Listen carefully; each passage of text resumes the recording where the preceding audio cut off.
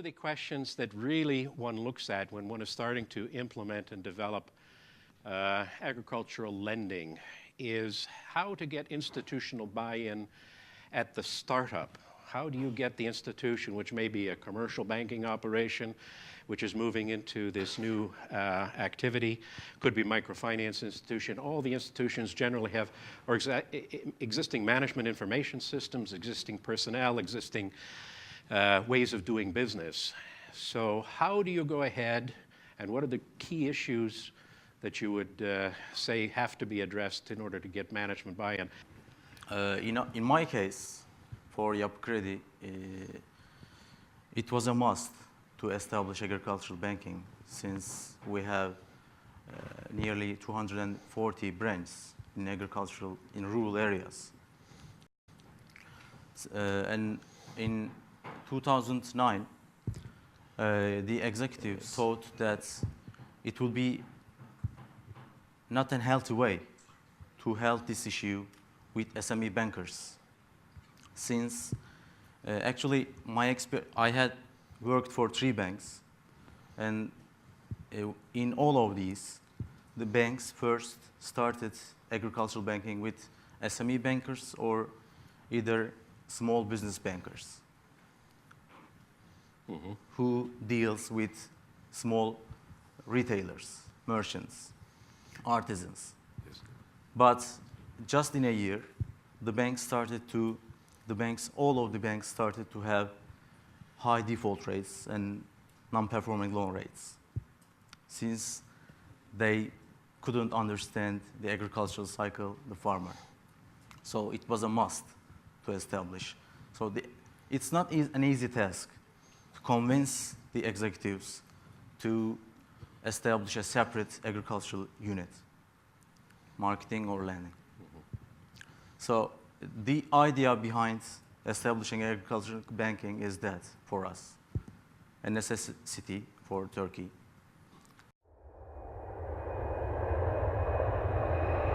I'll share with you the actual case of HBL here with you.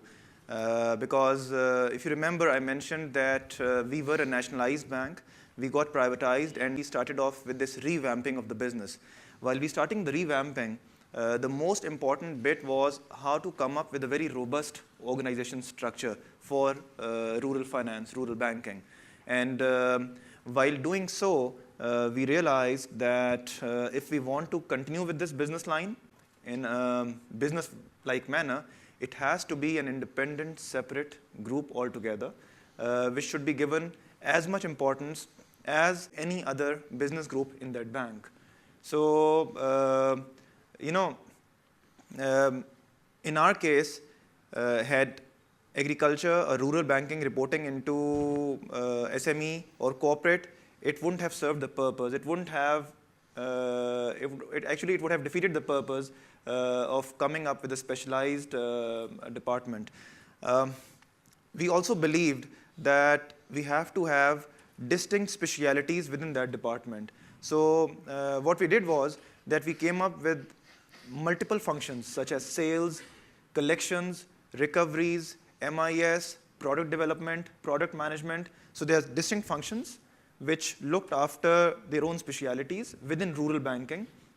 And then in terms of geographical locations, we have this team in the head office, which is essentially looking after the policy and which is looking after the direction of the business. And then we have people in the field at 2 levels. One is the regional level, and the other one is the front-end field level. So this actually has helped us to have a focus on rural banking and to grow the business.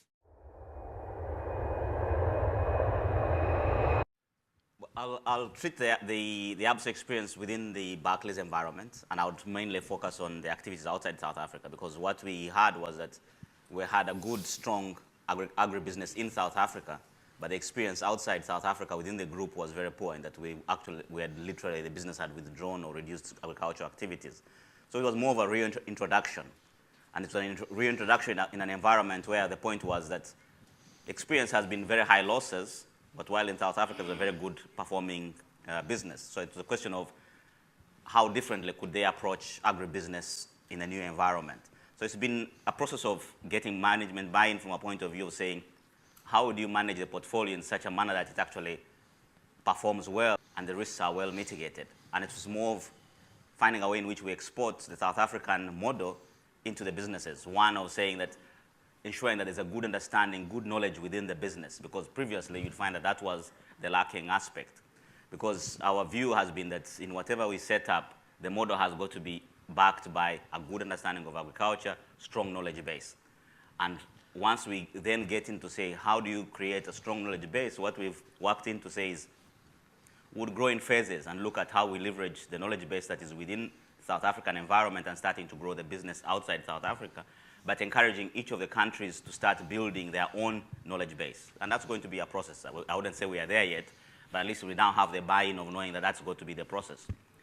And as we build the knowledge base, would be that we would want it to function in a very similar fashion that we've done it within South Africa, of saying that it's having knowledge that is spread across the different units, be it your frontline, that's your relationship management, knowledge base within your credit team, knowledge base within the supporting structure, that's your back office. And then ensuring that there is a process that links all of them together as one unit, which then becomes your agricultural knowledge base. So at any one time within our business, there's someone who knows what's going on in the front line and what's going on at the back end, while each of the other units continue to operate on their own. And in doing that, we then also highlight the benefit that is there in terms of the potential that is there and the opportunities that are there, and to show that it is profitable. And I think to us, the key question has been to show the profitability that we could attain, but also to show the linkages to the other businesses that we're currently involved in, and that gains the attraction. Pretty much the same. In HDFC Bank, the spirit of entrepreneurship is encouraged across businesses. What essentially means is you can take small experiments alongside your existing business and develop them step by step, so that mistakes, if they do come by, if you make any mistakes, the existing business that you run as a business manager can absorb that impact. Mm-hmm. And that's how any business, be it agriculture or automobile lending, anything like that, it all developed in that phased manner. Having said that, it was not me who developed this business. This business actually was developed by another section in the bank, the branch section, and actually I was called in to clean it up because there were mistakes. And in the meantime, what I did get started on is from a very different perspective.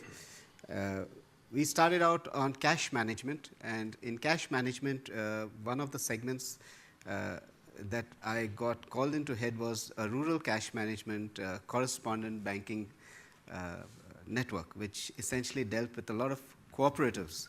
So we were networking cooperatives for cash management, and we learned that cooperatives, by and large, dealt with post-harvest business.